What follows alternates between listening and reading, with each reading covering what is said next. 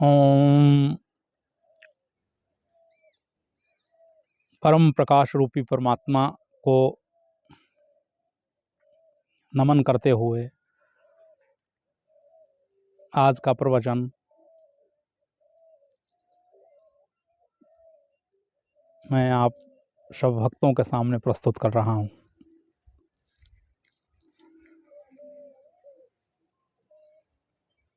आज मैं तुलसीदास की एक कविता को लेकर मैं आपके सामने उपस्थित हुआ हूँ।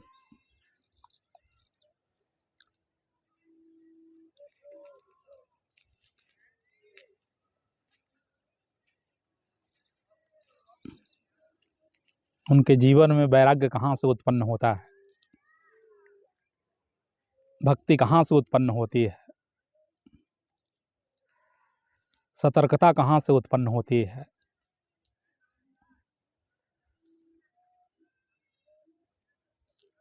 यह जानना बहुत ही जरूरी है।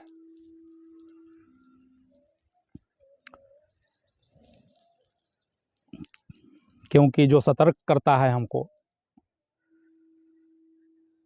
वही हमारा पथ प्रदर्शक हो सकता है। उसी से हम गाइडलाइन प्राप्त कर सकते हैं, जो हमें अंधकार से प्रकाश की तरफ ले चले। वही हमारा एक अर्थों में सद्गुरु हो सकता है। वह हमारी पत्नी भी हो सकती है, हमारा पुत्र भी हो सकता है, हमारा पड़ोसी भी हो सकता है।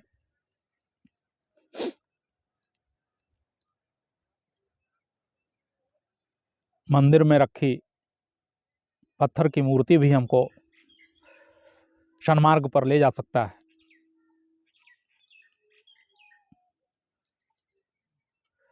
असल में हमारी चेतना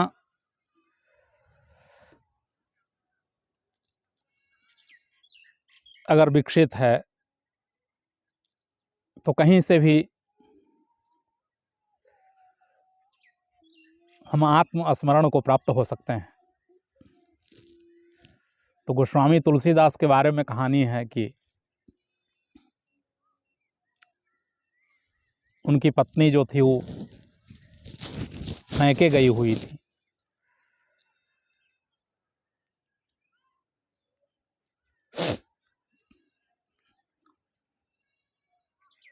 एक आध दिन पहले मिले भी थे और दूसरे दिन पत्नी मैके चली गई।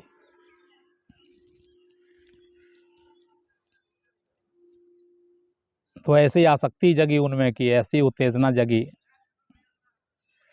काम वासना की कहानी कहती है कि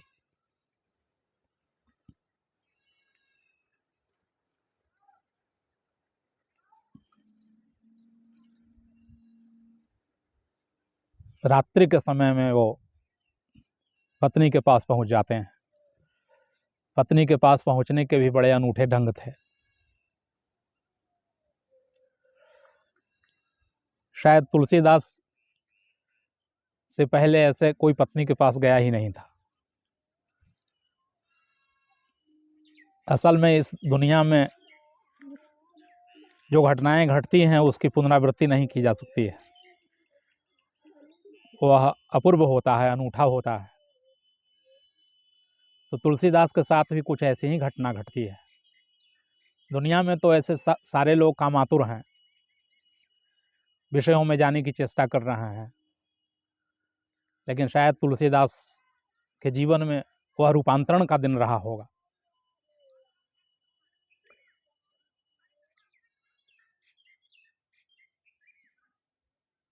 कि रात्रि में अपनी पत्नी के पास पहुंच जाते हैं। बाढ़ आई हुई है, नदियां भरी हुई है, उनके पास नाव भी नहीं है उस पार जाने के लिए।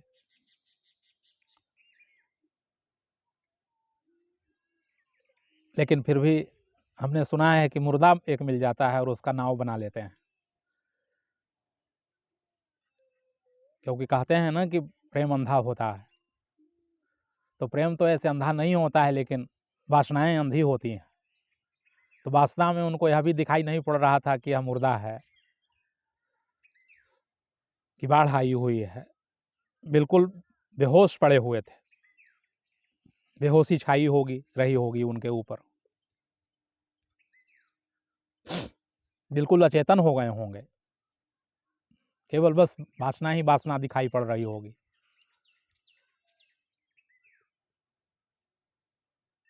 तो क्या करते हैं कि नदी पार कर जाते हैं, मुर्दा सहायता कर देता है। यानी इसका मतलब है कि मुर्दे तो सहायता करने के लिए ही बने हैं। जितना जीवित व्यक्ति सहायता नहीं करेगा, उससे ज़्यादा मुर्दा सहायता कर देगा आपको। मुर्दे से आप बहुत कुछ सीख सकते हैं। जितना जीवित व्यक्ति आपको शिक्षा नहीं दे सकता है, उतना आप मुर्दे से सीख सकते हैं। फिर पार पहुंचते हैं। उसके बाद फिर चूँकि आधी रात हो गई थी पहुंचते पहुंचते, तो दरवाजे भी बंद हो चुके थे। मुख्य द्वार से पत्नी के पास नहीं जा सकते थे अपने ससुराल में। तो फिर एक और कहानी इसमें जोड़ी गई कि एक सर्प जो था वो दीवार से लटक रहा था। फिर तुलसीदास उसको पकड़ लेते हैं और उसके सहारे जो है वो चढ़ जाते हैं और फिर घर के अंदर दाखिल होते हैं। अगर सच में देखा जाए तो यह कहानी सत्य प्रतीत नहीं होता है, क्योंकि कोई सर्प को पकड़ेगा तो सर्प तो जरूर इधर उधर कुछ करेगा। लेकिन कहानी जो बनाई जाती है उसमें बहुत से तथ्य होते हैं। केवल दिखाई जो पड़ता है उसमें वही नहीं होता है। यानी जब हम परमात्मा की यात्रा जब हमारी शुरू होती है, ब्रह्म यात्रा जब शुरू होती है, जब राम के तरफ हम जाते हैं, तो उसमें हमको मुर्दा भी सहायता कर सकता है कि सर्प भी चाहेगा कि यह व्यक्ति जिस लक्ष्य में जा रहा है उस लक्ष्य में पहुंच जाए। हमारी भी थोड़ी सहायता हो जाए तो कोई दिक्कत नहीं है। सर्प भी मदद करता है। जब मुर्दे मदद कर सकते हैं तो सर्प तो कुछ चेतन ज़्यादा है, उससे चैतन्यता ज़्यादा है उसमें, इससे सर्प भी खूब मदद करता है, शांत रह जाता है। और तुलसीदास पहुंच जाते हैं अपनी अर्धांगिनी के पास, जगाते हैं। चौंक जाती है देख करके पत्नी, क्योंकि आज ही तो दिन में आई थी और रात्रि में ऐसे पहुंच गए छलांग लगा करके, एकदम आंखों में वासनाएं भरी हुई होंगी। ऐसी वासना शायद और किसी के जीवन में नहीं रहा होगा, क्योंकि 100 डिग्री में जैसे टेम्परेचर में पानी भाष्पीभूत होता है, उसी तरह से काम वासना में भी अगर 100% कोई हो जाए, क्योंकि परमात्मा पूर्ण है, तो पूर्णता से ही उसको प्राप्त किया जा सकता है। हम लोग काम वासना में भी इतने पूर्ण नहीं है। तुलसीदास के अलावे और हमने तो किसी की कहानी न पढ़ी है न सुनी है कि वह व्यक्ति इतनी आतुरता के साथ अपनी पत्नी के पास गया होगा। किसी को शायद इतना पत्नी से प्रेम नहीं है, इतनी वासना नहीं है। तो हमारा कहना है कि 100% अगर हो जाए, अगर वासना भी 100% हो जाए तो फिर हमारा रूपांतरण हो सकता है, हम छलांग लगा सकते हैं, क्योंकि वहां से दिखाई पड़ सकता है। अगर क्रोध भी 100% किया जाए, ऐसे लोग क्रोध की निंदा करते हैं, संत महात्मा भी करते हैं कि नरक नरक का द्वार है। बाद में तुलसीदास ने ही कहा एक जगह रामायण में कि काम क्रोध लोभ नरक का द्वार है। लेकिन शायद यह नहीं सोचे होंगे कि इसी काम ने हमको राम तक पहुंचाया है, इसी वासना ने हमको परमात्मा तक पहुंचाया है। इसी काम ने हमको ब्रह्म की यात्रा करवाई है और वहीं से कहानी शुरू हो जाती है सतर्कता की। कबीर ने भी कहा है कि कामी तो बहुतै तरह, क्रोधी तरह अनंत, लोभी बंदा ना तरे कहे कबीर सिद्धांत। लोभ की उन्होंने निंदा की है, लेकिन काम और क्रोध को उन्होंने कहा है कि इसमें संभावना बनती है कि हम रूपांतरित हो सकते हैं, हमारी बदलाहट हो सकती है।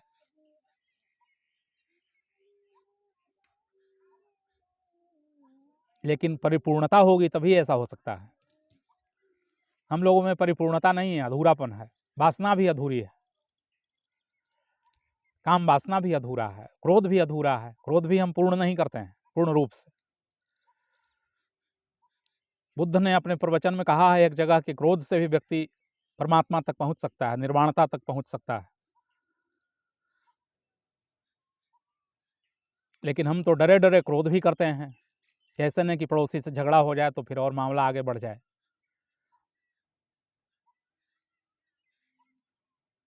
तो जब तुलसीदास वहां पहुंचते हैं तो पत्नी सतर्क रही होगी, क्योंकि हम जैसा कि मानते हैं कि जितनी स्त्रियां सतर्क रहती हैं उतना पुरुष सतर्क नहीं होते हैं। ऐसे शास्त्रों में स्त्रियों की निंदा की जाती है, लेकिन स्त्रियों ने ही पुरुषों को ऊपर उठाया है, स्त्रियों ने ही प्रज्ञा दी है, विवेक दिया है, जागृति दी है।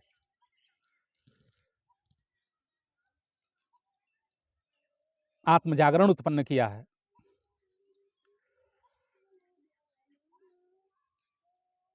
वैश्याओं के पास भी जो लोग जाते हैं वे इतने सजग नहीं रहते हैं जितने की वैश्याएं रहती है।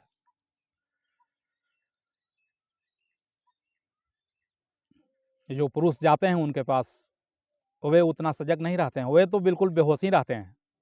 बेहोशी की ही हालत में तो वैश्याओं के पास जाते हैं, और वैश्याएं उतनी बेहोश नहीं रहती है, उसको पता रहता है कि क्या हो रहा है, क्या जा रहा है।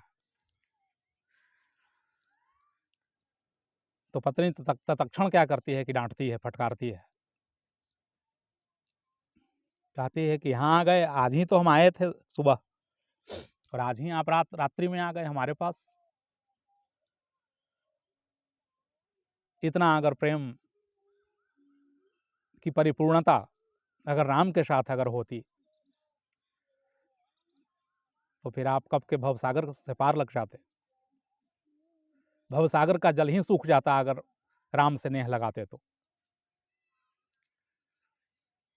इस हड्डी और चमड़ी के शरीर में जिसमें रक्त बह रहा है, जिसमें मलमूत्र भरे हुए हैं, यहाँ तो बड़ा प्रेम छलक रहा है आपका, यानी सावधान करती है। जो गुरु होता है वो सावधान करता है, अलर्ट करता है हमको। हम गलत दिशा में जो यात्रा कर रहे होते हैं उससे वो मोड़ता है, मोल्ड करता है कि जहाँ जा रहे हो वहाँ कुछ है नहीं, वासनाओं में तुम जा रहे हो लेकिन वहाँ मात्र स्खलन है, ऊर्जा का स्खलन मात्र है। तुम राम के पास जाओ। राम का मतलब होता है ऊर्जा का ऊर्ध्वगमन, जिधर होता है, जिधर ऊर्जा का स्खलन नहीं होता है। लेकिन हम लोग ऐसे हैं कि जीवन भर क्षण क्षण करके, क्योंकि वासनाओं की जो ऊर्जा है परमात्मा की ही ऊर्जा है,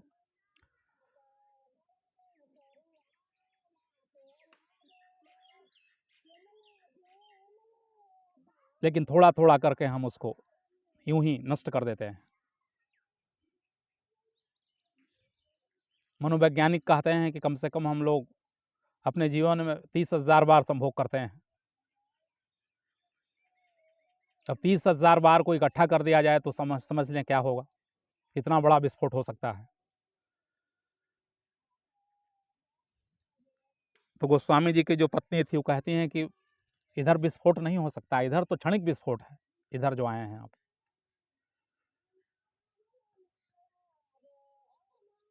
आप थोड़ा अंतर्गमन करके देखिए, राम के शरण में जाकर के देखिए, तब समझ में आएगा कि वहाँ अखंड आनंद है।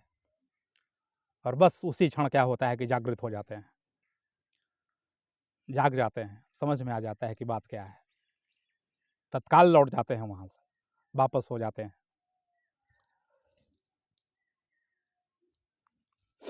आज ऐसा संभव नहीं हो सकता है, क्योंकि हमने सबसे पहले कहा कि वासनाएं जो है वह हमारी पूर्णता की तरफ नहीं है। इतना छलांग लगाने की क्षमता हमारे भीतर नहीं है, इतना जंप हम नहीं कर सकते हैं, इतनी भी आतुरता नहीं है। हमारी पत्नी है तो इतनी आतुरता नहीं है कि हम आज गई है तो आज ही चले जाएं उसके पास। हम लोग समझते हैं कि वो तो हमारी मुट्ठी में है, हमारी हो गई, अब कहाँ जाएगी, अब जब चाहेंगे तब आ जाएगी हमारे पास। तो गोस्वामी जी के पहला प्रेरणा स्रोत जो है वह उनकी पत्नी है। पत्नी से उनको सहारा मिलता है, पत्नी से आगे बढ़ने की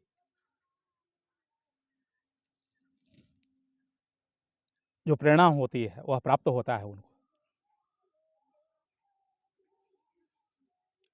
और लौट जाते हैं, और फिर बस यात्रा शुरू हो जाती है। फिर यात्रा के क्रम में और भी कहानियां हैं कि गोस्वामी जी को एक प्रेत का दर्शन होता है, क्योंकि अब प्रश्न यह था कि राम के पास जाएं कैसे। पत्नी ने तो कह दिया, झटका भी लगा कि काम वासना में कुछ रखा हुआ नहीं है, अपनी ही ऊर्जा से खेल करना है, अपनी ही ऊर्जा को विनाश करना है, अपनी ही ऊर्जा को नष्ट करना है, अपनी ही ऊर्जा को खंडित करना है।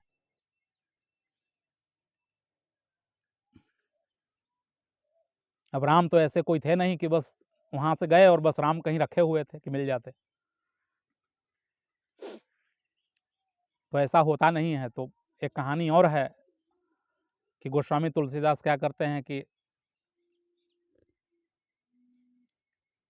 शौच क्रिया करने जाते थे, तो उसमें लोटे में पानी जो बच जाता था उसको एक बैर के पेड़ में डाल देते थे। तो क्या है कि वहाँ एक प्रेत रहता था, तो एक दिन बहुत प्रसन्न होकर के वो प्रकट हो जाता है विराट रूप में।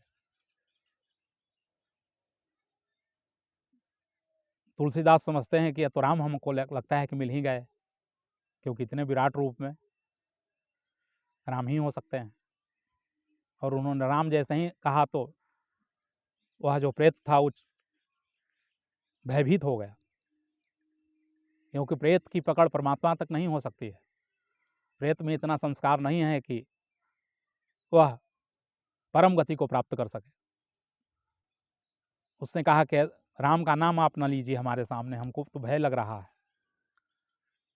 उन्होंने कहा कि नहीं नहीं, हमको तो राम ही चाहिए, हमको राम तक पहुंचाओ तुम, अगर तुम प्रेत हो तो भी। कहा कि हम पहुंचा तो नहीं सकते हैं, लेकिन इशारा कुछ कर सकते हैं। और वह प्रेत कहता है कि हम हनुमान जी तक पहुंचा सकते हैं।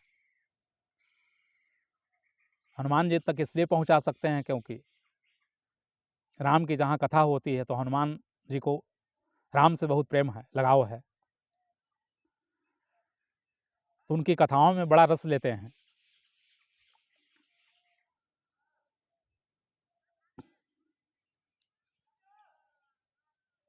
तो फलां फलां जगह कथा होती है, वहाँ हनुमान जी आते हैं, ब्राह्मण के वेश में आते हैं और सबसे पीछे बैठते हैं और बड़े गंदे वस्त्र पहनते हैं कि कोई पहचान न ले हमको। सबसे पहले आते हैं और सबसे पीछे चले जाते हैं। कथा सुनने का मतलब क्या होता है? कथा का जो श्रोता है उसमें यह कैपेसिटी होनी चाहिए। प्रवचन अगर हो, कुछ ब्रह्म चर्चा हो जहाँ, तो जो सुनने का अधिकारी है, जिसमें सुनने की जिज्ञासा है, वो सबसे पहले जाएगा। अभी कोई नहीं आया है, उसके पहले ही वह उपस्थित हो जाएगा वहाँ, क्योंकि यह भाव बता रहा है कि वह कुछ प्राप्त करने के लिए आ रहा है। कुछ लोग तो आते हैं, दो एक आध घंटे बीत जाते हैं, उसके बाद कोई तो सुनते रहते हैं माइक में। कई जगह हम भी प्रवचन करने जाते हैं, तो कई लोग तो एक आध वक्ता ऐसा रखा जाता है कि बस यूं ही अपना वो बोलेगा कि गाएगा कि कुछ करेगा, ताकि लोगों को समझ में आए कि अब कथाएं शुरू हो गई है, अब जाना चाहिए। 1 घंटा तो व्यस्त की करना पड़ता है, उसके बाद फिर लोग आते हैं वहाँ।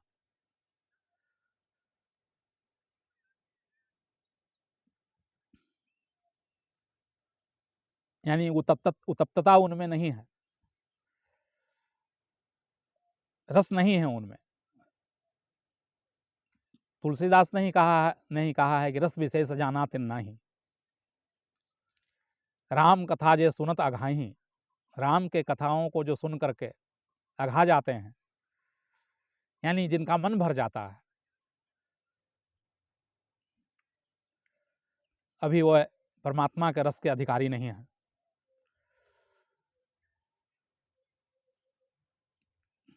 संसार में रस लेना तो बहुत होता है, उसमें तो हमारी थकानी नहीं होती है। कई जन्म बीत गए हैं, लेकिन फिर भी वासनाएं शांत नहीं हो रही हैं। यात्रा हम कर ही रहे हैं, करते चले जा रहे हैं, लेकिन परमात्मा में थोड़ा सा भी एक आध दिन भी सुनने चले जाते हैं तो मन हमारा संतुष्ट हो जाता है। एक ही क्षण में प्रज्ञा जाग जाती है। लेकिन मानसकार कह रहे हैं गोस्वामी जी की, उसने रस को नहीं जाना, क्योंकि रस का मतलब होता है कि नया नया रस प्राप्त होना। रस बढ़ते ही चला जाए, स्वाद बढ़ते ही चला जाए, टेस्ट बढ़ते ही चला जाए। और फिर राम की कथा का मतलब यह नहीं कि सिर्फ राम की कथा, कहाँ ही सुनहि बहु विधि सब संता, विभिन्न प्रकार से ब्रह्म की कथा होगी, परमात्मा की कथा होगी, कि वेद के ऋषि बोलेंगे, कि वेदांत के ऋषि बोलेंगे, कि उपनिषद के ऋषि बोलेंगे, कि पुराणों को कहने वाले बोलेंगे, कि कुरान के कहने वाले बोलेंगे, कि धम्मपद कहने वाले बोलेंगे, कि जीर्ण सूत्र कहने वाले बोलेंगे। जहाँ से भी उसका संवाद आता है, जहाँ से भी उसकी खबर आती है परमात्मा की, तो फिर ऐसा कोई हो जाएगा तो निश्चित रूप से ही उसका रस समाप्त नहीं हो सकता है।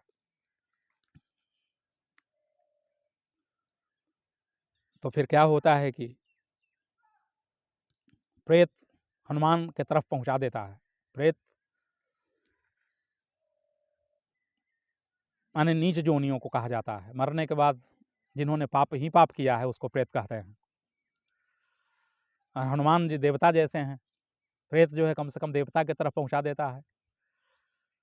और हनुमान जी क्या करते हैं कि राम की तरफ पहुंचाते हैं, क्योंकि गोस्वामी जी जाते हैं और वहाँ देखते हैं 2-3 दिन, देखते देखते देखते देखते समझ में आ जाता है कि यही व्यक्ति रोज पहले आता है और फिर बाद में जाता है, जब कथाएं समाप्त हो जाती हैं। तब एक दिन उसके पैर पकड़ लेते हैं,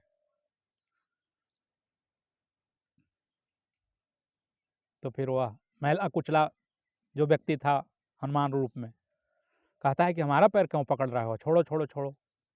गोस्वामी जी कहते हैं कि नहीं, अब हम आपको नहीं छोड़ेंगे, अब हमारे आप गुरु मिल गए, अब आपको हम नहीं छोड़ सकते हैं। फिर सब कोई लोग चले जाते हैं, फिर वही 2 बज जाते हैं। फिर हनुमान जी समझ जाते हैं कि इसका भविष्य जो है सुंदर है, सत्य को जानने का अधिकारी है, क्योंकि पैरों में कोई नहीं लिपटता है, सब लोग आंख दिखा रहे हैं एक दूसरे को, विनम्रता नहीं है, क्योंकि विनम्रता में ही तो हम सब कुछ खोते चले जा रहे हैं न होने के कारण। क्योंकि जो विनम्र नहीं है तो फिर परमात्मा के राज्य में कैसे प्रवेश कर सकता है? वो तो संसार के भी राज्य में प्रवेश नहीं कर सकता है, संसार का भी धन उसको नहीं दिया जा सकता है, क्योंकि वह भी उसको बांटने नहीं आएगा। तो फिर ब्रह्म राज्य उसको क्यों दिया जाए, राम राज्य क्यों दिया जाए? तो फिर हनुमान जी कहते हैं कि ठीक है, हम बताते हैं, राम मिलेंगे तुमको, क्योंकि तुमको जिज्ञासा है, प्यास है। भक्ति का मतलब होता है कि परमात्मा की प्यास जग गई, अब उस प्यास के सामने और हम किसी भी प्यास को महत्व नहीं दे रहे हैं। अब काम वासना की प्यास नहीं है, धन की प्यास नहीं है, कोई पद प्रतिष्ठा की प्यास नहीं है। तो कहते हैं कि चित्रकूट जाओ, तुमको मिलेंगे वहाँ। और फिर तुलसीदास राम के दर्शन करते हैं वहाँ जाकर के। लेकिन राम का दर्शन करना भी संपूर्ण अध्यात्म को जान लेना नहीं था।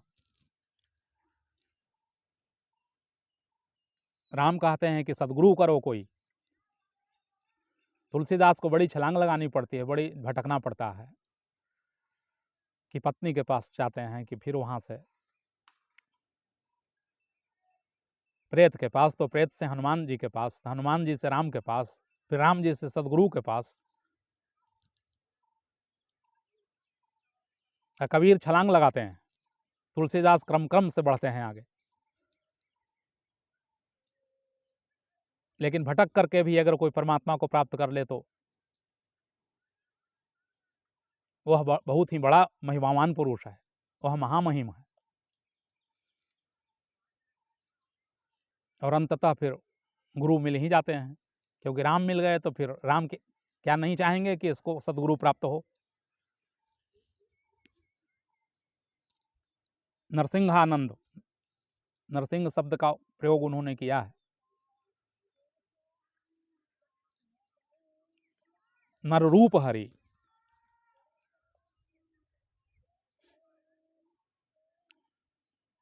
कुछ भी हो, गुरु का कुछ भी नाम हो सकता है, नरहरि हो चाहे कुछ भी हो। लेकिन अब वह ऐसा व्यक्ति एक मिल गया है जहां से अब हमको दूसरे जगह जाने की जरूरत नहीं है।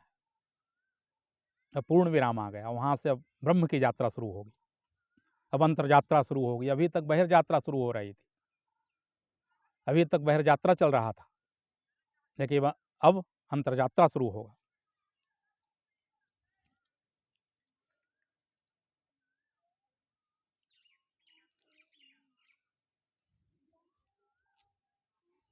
तो उनकी एक कविता लेकर के आए हैं हम कि अबलौ नसानी अब न नसई हो, राम कृपा भव निशा सिरानी, जाके फिर न डसई हो, पायो नाम चारु चिंतामणि, उर करते न खसई हो, श्याम रूप रुचि सुचि रुचिर कसौटी, चित कंचन ही कसई हो, पर बस जानी हसयो इन इंद्रेन, निज बस है न हसई हो, मनु मधुपहि प्रण करी तुलसी, रघुपति पद कमल बसई हो, अबलौ नसानी अब न नसई हो। अब इतने गुरु मिल जाने के बाद भी अगर कोई अपने जीवन को नष्ट करे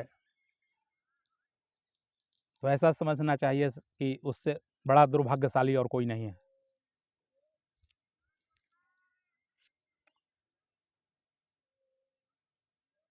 तो यह जो कविता है वह उस व्यक्ति की कविता है जो अपने जीवन का प्रारंभ कर चुका है। अब उसने निश्चय कर लिया है, निश्चयात्मिका बुद्धि उसमें आ गई है, कन्फर्म विजडम आ गया है उसमें कि अब क्या करना है। निर्णय कर लिया व्यक्ति, निर्णयात्मिका बुद्धि आ गई उसमें। अब संशय नहीं रहा, संदेह नहीं रहा, अब किसी तरह का भूचाल उसमें नहीं है। अब एक ही लालसा उसमें है कि कैसे हम राम की यात्रा करें, राम नाम को हम कैसे प्राप्त करें।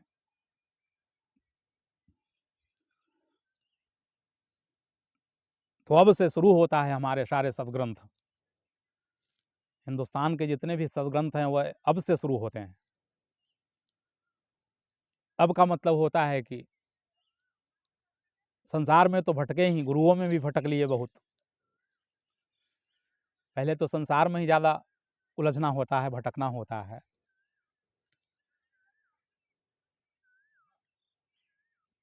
लेकिन फिर जब कोई सत्संग करता है, साधुओं का संग करता है, गुरुओं का संग करता है,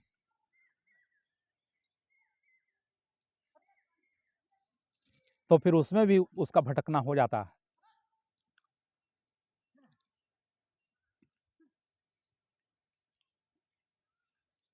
तो तुलसीदास दोनों से पार कर गए, संसार में तो भटक ही लिए, अब फिर गुरुओं में भटके, कि प्रेत में भटके, कि हनुमान जी में भटके।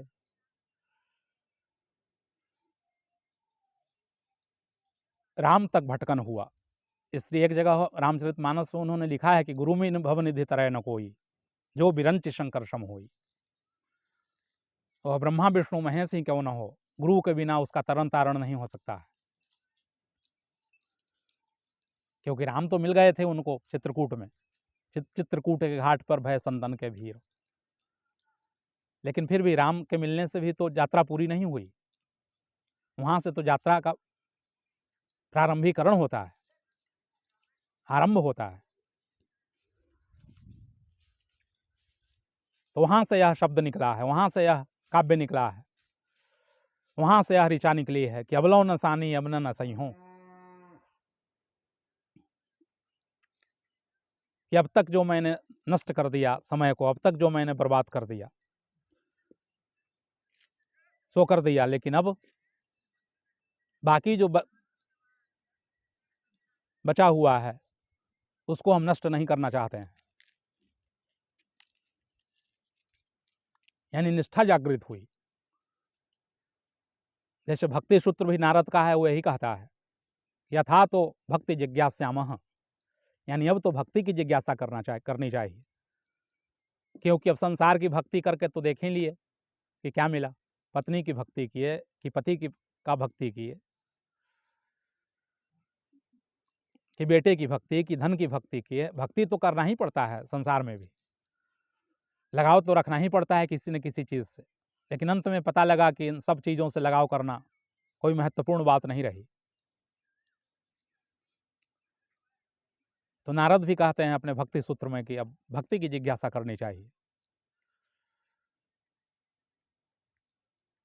व्यर्थता का पता चला हमको, व्यर्थ की बातें जो थी हमारे सामने वह स्पष्ट हुई कि क्या सार्थक है और क्या निरर्थक है, क्या करना चाहिए और क्या नहीं करना चाहिए। यह बात हमारे सामने आई।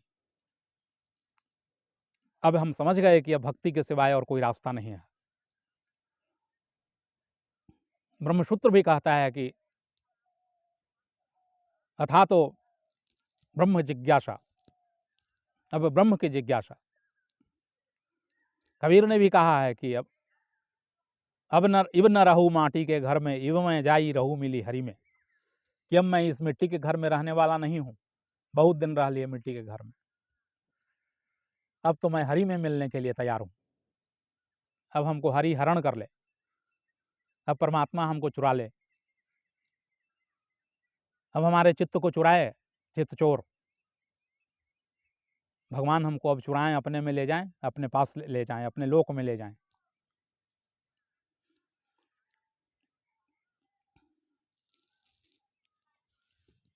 मीरा कहती है कि मैंने राम रतन धन पायो।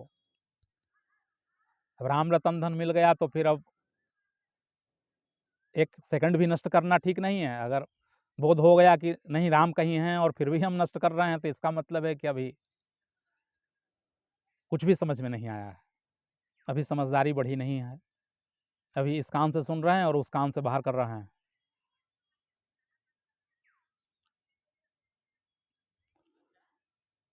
तो गोस्वामी जी कहते हैं कि अब तक जो हमने नष्ट कर दिया, अब तक जो हमने बर्बाद कर दिया, अब तक जो मैंने खोया समय को, क्योंकि साधारण लोग जो हैं साधारण धन को धन समझते हैं, और महापुरुष जो हैं वे परमात्मा के धन को धन समझते हैं, ब्रह्म को वित्त समझते हैं।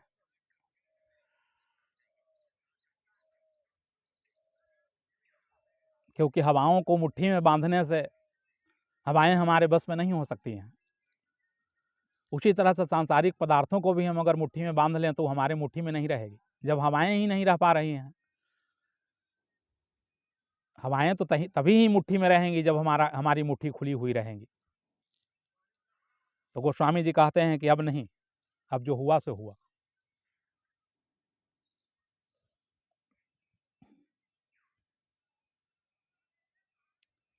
मैंने विदग्ध हो जान लिया, अंतिम रहस्य पहचान लिया। मैंने विदग्ध हो जान लिया, अंतिम रहस्य पहचान लिया। मैंने आहुति बनकर देखा, यह प्रेम यज्ञ की ज्वाला है।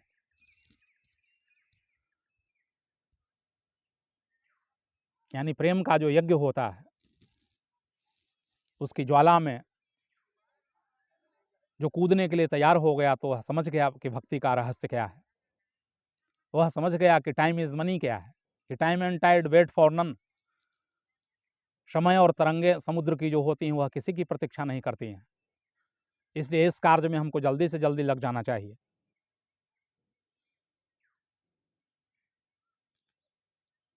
और बस लग जाना चाहिए नहीं, बस उसमें लगा ही रहना चाहिए जब तक हम उसको प्राप्त न कर लें। विवेकानंद ने कहा था कि उठो जागो और उस परम सत्य को प्राप्त करो, परम ब्रह्म को प्राप्त करो। जब तक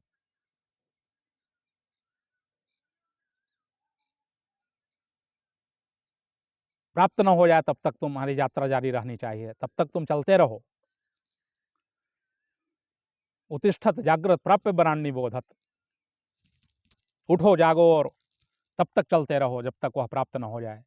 या दूसरे शब्दों में ऐसा कहा जा सकता है कि बोध से भर जाओ, बोध को प्राप्त करो। वंदे बोधमयम नित्यम। उस नित्य बोध स्वरूप परमात्मा को प्राप्त करो और उसमें स्थित हो जाओ, और फिर दूसरी चीज प्राप्त करने की कोई जरूरत नहीं है। कृष्ण गीता में कहा है कि जो उस परमात्मा रूपी सच्चिदानंद घन को जिसने प्राप्त कर लिया, उसको और दूसरे धन प्राप्त करने की जरूरत नहीं है, वह उसी में संतुष्ट हो जाता है।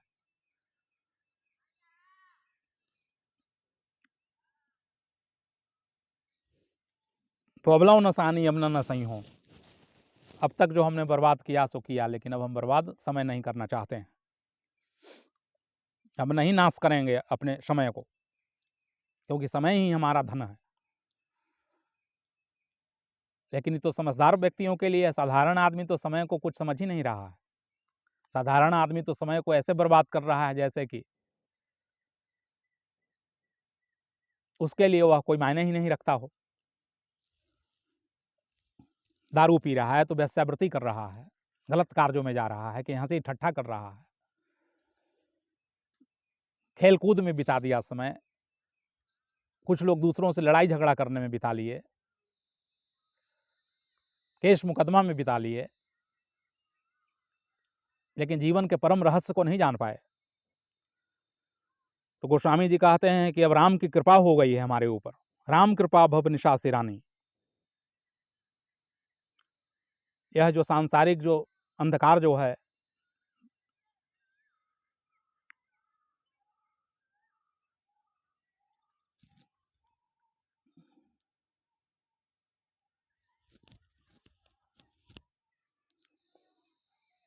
भवनिशा का मतलब होता है सांसारिक अंधकार, विचारों का अंधकार, मन का अंधकार,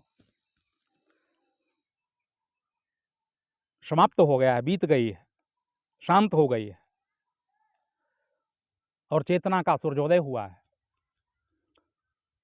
राम कृपा भव निशा सिरानी, जाके फिर न डसई हो।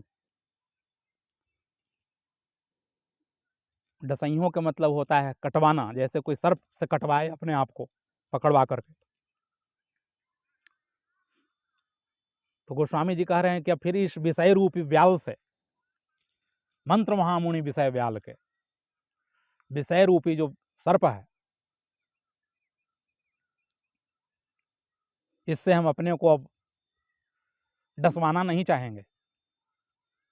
इस विषय रूपी सर्प ने कई बार डसा है जिंदगी में। कई बार हमने दुख की अनुभूति की है, कई बार चोट खाए हैं जिंदगी में, लेकिन फिर भी हम जागे नहीं। लेकिन अब चेतना की क्रांति हुई है हमारे भीतर, इसलिए अब विषय रूपी व्याल जो है वह हमको डस नहीं सकता है। क्यों? क्योंकि पायो नाम चारु चिंतामणि, कुर करते न खसई हो। राम नाम के चिंतामणि हमने प्राप्त कर लिया है। चिंतामणि का मतलब होता है जो सारी चिंताओं को नष्ट कर दे। चिंताओं को ही नहीं, जो चिंतन को भी नष्ट कर दे, चिंतन की कभी करने की जरूरत न पड़े, क्योंकि चिंता तो सर्पणी है ही। लेकिन चिंतन भी अच्छी चीज नहीं है। कई लोग सोचते हैं कि चिंतन तो बढ़िया है, भगवान का चिंतन करते हैं, लेकिन भगवान का मतलब होता है कि जिसका चिंतन करने की भी कोई जरूरत नहीं है। चिंता तो संसार में होती है। कई लोग यह भी कहते हैं कि चिंतन परमात्मा का होता है, लेकिन नहीं, कृष्ण कुछ और कहते हैं, ना क्वचित अपि चिंतयेत, ब्रह्म का भी चिंतन नहीं करना चाहिए, क्योंकि चिंतन विचारों से होता है और परमात्मा विचारों से शून्य है, विचारों का साक्षी है, इसलिए चिंतन करने की भी जरूरत नहीं है। तो हमको चिंतामणि प्राप्त हो गया है। अब इस मणि को क्यों खोएं हम? जैसे कैसे सर्प में मणि होती है, मणि अगर खो जाए तो उसकी मृत्यु हो जाती है।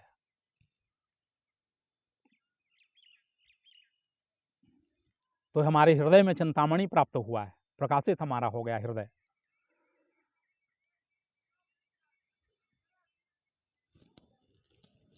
नाम जागृत हो गया।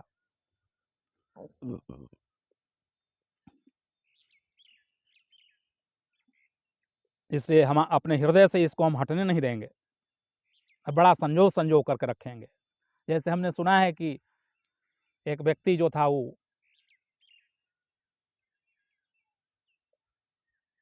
सत्य ढूंढने के लिए सत्संग करता था, यहाँ दौड़ता था उस महात्मा के पास, उस महात्मा के पास।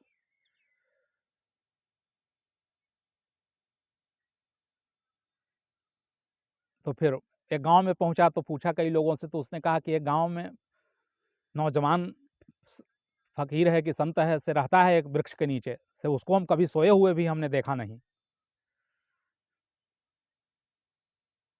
बस भिक्षा मांगने के लिए आ जाता है और बस रात्रि में भी देखते हैं तो जागे हुए रहता है, बस बैठा ही रहता है उस वृक्ष के नीचे। तो तुम उसके पास जाओ, हो सकता है जागृति प्राप्त हो, कुछ मिले। तो जा करके देखता है तो सच में बिल्कुल वो जागृत पुरुष था, तुरीयावस्था में स्थित था। समाधिस्थ पुरुष के जो भी लक्षण होते हैं, आंख भी बंद किए हुए था, तब योग निद्रा में था, तुरंत उसको हिलाया जा सकता था, तुरंत उसको जगाया जा सकता था, उसको 2 बार कहने की जरूरत नहीं पड़ती कि आप क्या कर रहे हैं, वो जागे हुए ही हुए था, भीतर से जागृत ही था, चेतना उसकी जागृत थी।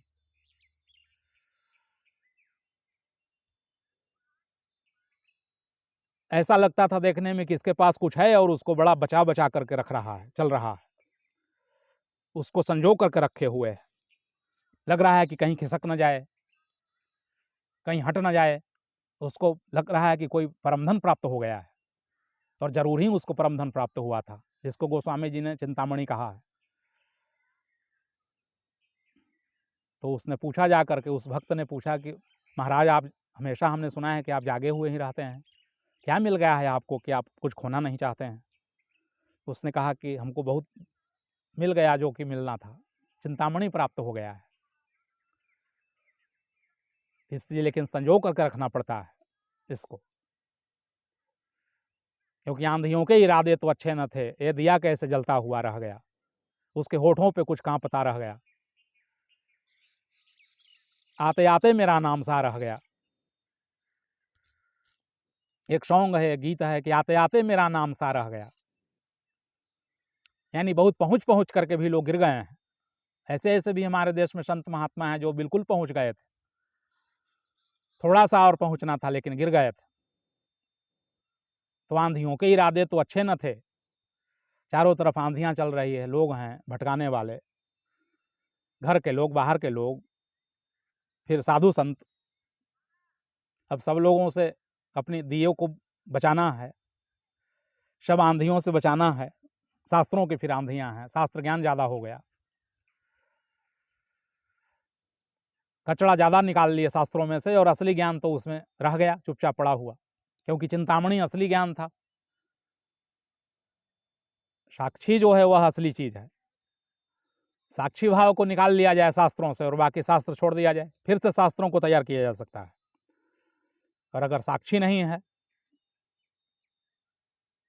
जैसे गोस्वामी जी कहते हैं कि अगुण और सगुण के बीच में साक्षी है। परमात्मा कौन है भाई?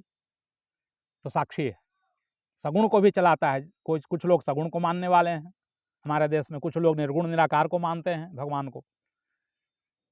लेकिन गोस्वामी जी कहते हैं कि अगर साक्षी को नहीं जानता है तो फिर वो किसी भगवान को नहीं जानता है, न तो सगुण ब्रह्म को पहचान सकता है, न तो निर्गुण निराकार ब्रह्म को ही पहचान सकता है। इससे कह रहे हैं कि मध्य में है, साक्षी, सगुण इधर है और इधर निर्गुण निराकार बीच में साक्षी। साक्षी माने देखना, दोनों को देख रहा है, इधर कभी देखता है कभी उधर देखता है, दोनों को प्रकाशित कर रहा है। इसलिए सारे शास्त्र जो हैं साक्षी पर समाप्त होते हैं, राम नाम पर समाप्त होते हैं। राम नाम का मतलब वही हुआ, राम का नाम। राम ही पर्याप्त नहीं है, राम मिल गए और फिर नाम कहाँ से मिलेगा? गुरु से नाम मिला, नाम साक्षी की तरफ ले गया हमको। राम तो मंत्र है, उसका हम प्रयोग विधिवत करेंगे तो फिर साक्षी की तरफ हम जाएंगे, वहां तक हमको पहुंचाएगा। तो कह रहे हैं कि हमने चिंतामणि को प्राप्त कर लिया है, यानी साक्षित्व को हमने प्राप्त कर लिया है, क्योंकि साक्षित्व ही रामत्व है, कि रामत्व ही साक्षित्व है। तो हम अब इसको हृदय से नहीं जाने देंगे कहीं। इतने दिनों पर तो प्राप्त हुआ है, जन्मों जन्मों पर बस जानी हंसऊं इन इंद्रियों निज बस हैं न हंसई हूं। इन इंद्रियों ने हमारे ऊपर बड़ी छींटा कसी की है, बड़ा हंसी ठट्ठा किया है, बड़ा हंसा है, व्यंग किया है। हमारी इंद्रियां हम हमारे ऊपर हमेशा ही हंसती रहती है। हम आँखों से किसी पर प्रभावित हो जाते हैं तो क्या होता है, हमारी आँखें हंसती है कि देखो तुमको हमने दबोच लिया। कान जब कोई फिल्मी गानाओं में आसक्त हो जाता है, कामुक प्रतिध्वनियों में आकर्षित हो जाता है, तो फिर आप परास्त हुए, हरा दिया उसने, और हरा दिया तो हंसेगा। जो हरा देता है, जिसके द्वारा हम हार जाते हैं, तो फिर उसकी हंसी झेलनी पड़ती है। तो तुलसीदास कह रहे हैं कि बड़ी हंसी हुई हमारी, और हमारी पत्नी ने नहीं हंसा, और कोई नहीं हंसा, हमारी इंद्रियों ने हंसी करवाया। अगर इंद्रियां बस में होती तो हमारी हंसी न होती, क्योंकि वो जान रही थी कि अब दूसरे के बस में अभी है। अभी इंद्रियों को इसने अपने बस में नहीं किया है, लेकिन अब हमने अपने बस में कर लिया इन इंद्रियों को। अब निज बस है न हंसई हूं, अब हमारे बस में हो गई है इंद्रियां। अब हमसे इधर उधर नहीं कर सकती है, चालबाजी नहीं कर सकती है। अब हंसने का समय खत्म हो गया, अब हम हंसेंगे उसके ऊपर। अब इंद्रियां हमारे ऊपर हंसेंगी नहीं।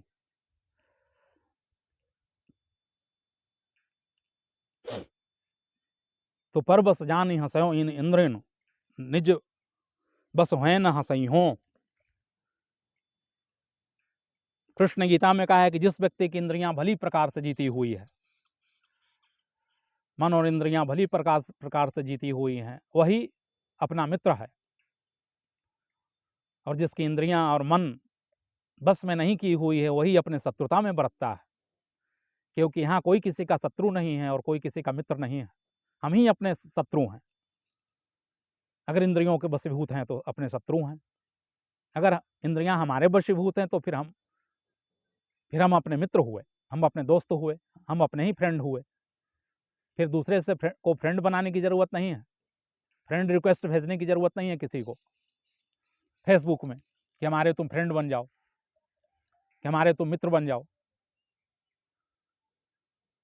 क्योंकि हम ही अपने मित्र बन गए, हम अपने को ही फ्रेंड रिक्वेस्ट भेजेंगे।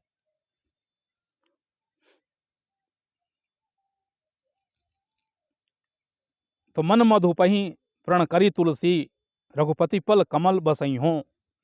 मनु मधुपही प्रण करी तुलसी। मधुप का मतलब होता है भ्रमर, भौरा। मन जो है, मन की तुलना की गई है भौरे से।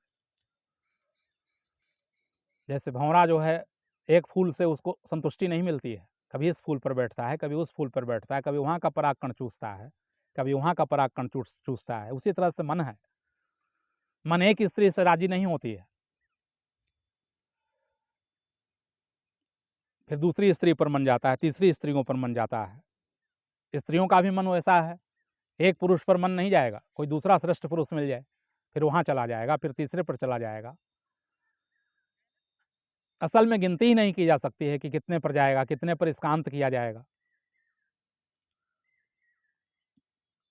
वासनाओं का अंत नहीं है। मन में जो जितने विचार हमारे पास भरे हुए हैं, अगर उतने भी पुरुष हमको मिल जाएं तो भी हमारी संतुष्टि नहीं हो सकती है। अगर पुरुषों को उतनी स्त्रियां अगर प्राप्त हो जाए तो उसकी संतुष्टि नहीं हो सकती है, क्योंकि संतुष्टि तो केवल परमात्मा में ही हो सकता है। अपने स्वरूप में ही हम संतुष्टि प्राप्त कर सकते हैं, कंटेंटमेंट प्राप्त कर सकते हैं, सेटिस्फाइड हो सकते हैं।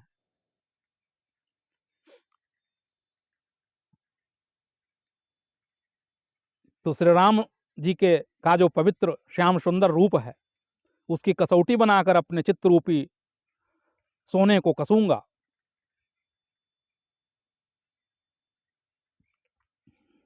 एक पंक्ति छूट गई, श्याम रूप रुचि सुचिर कसौटी चित्त कंचन ही कसई हो। जैसे सोने को कसौटी पर कसा जाता है, उसी तरह से श्री राम जी का जो पवित्र श्याम सुंदर रूप है, उसकी कसौटी बनाकर अपने चित्त रूपी सोने को कसूंगा। अर्थात यह देखूंगा कि श्री राम के ध्यान में मेरा मन सदा सर्वदा के लिए लगा है या नहीं।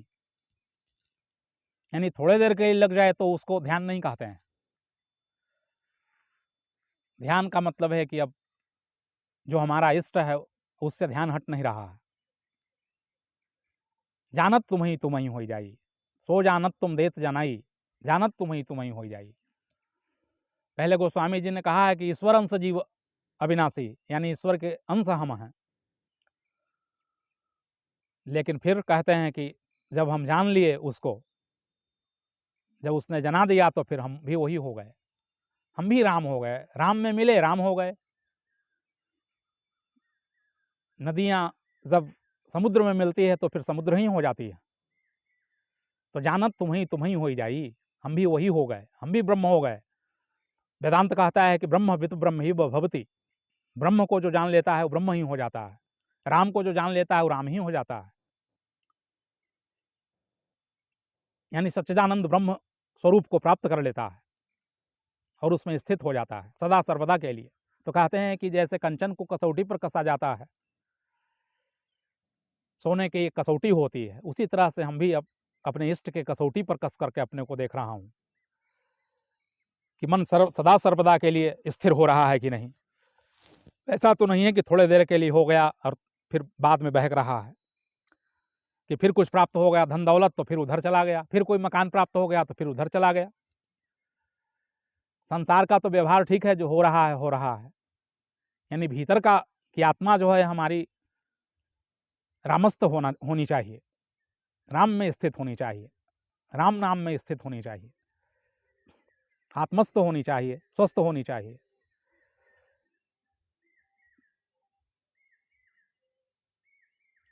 और फिर कहते हैं कि मन मधुपही प्रण करी तुलसी रघुपति पद कमल बसई हो। यानी मन रूपी जो भंवर है उसके लिए हम प्रण करते हैं कि अब इधर उधर उसको हम नहीं जाने देंगे, 10 जगह पराग कण चूसने के लिए। अब तो सदा सर्वदा के लिए यह तुलसी जो है वो रघुपति के चरण कमल में अपने को मिटा दे। यानी स्वयं का विसर्जन, अपने अहंकार का विसर्जन, अपने ईगो को नष्ट करना ही राम को प्राप्त करना है। चरण कमल का मतलब होता है कि अब मैं नहीं हूं, अब परमात्मा शेष है।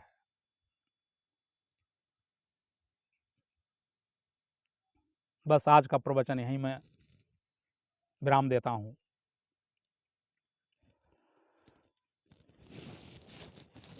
शायद आप लोगों को शांति की अनुभूति हो।